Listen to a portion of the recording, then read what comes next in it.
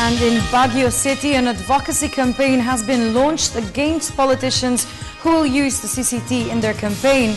The details from Jonathan Llanes.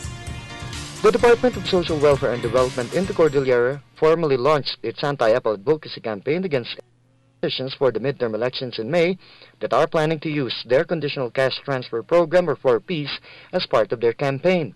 This move by the DSWD intends to inform the qualified beneficiaries of their rights without the intercession of politicians in the listing and the listing process of beneficiaries of 4Ps. Earlier, DSWD Secretary Corazon Dinky Soliman clarified that only their department has the right to list and to list qualified beneficiaries from the Conditional Cash Transfer Program of the government. At ang ibig sabihin ng anti-APA campaign ay aming pinaalam at sa tulong ng mga parent leaders na kasama namin, sinasabi at pinapaliwanag sa lahat ng mga kasamang benepisyaryo na ang makakapag-alis lang sa listahan ng pantawid ay ang mga benepisyaryo mismo. Bakit?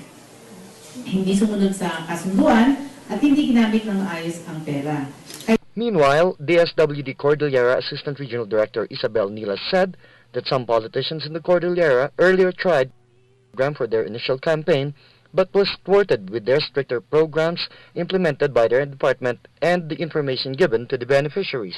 Kasi kung meron mga ganong kaso, i-report dyan sa DSWD.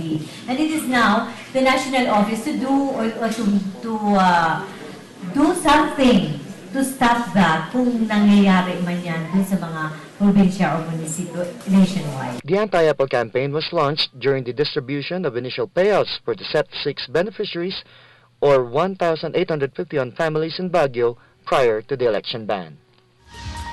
From the city of Baguio and for the People's Television, Jonathan Llanes.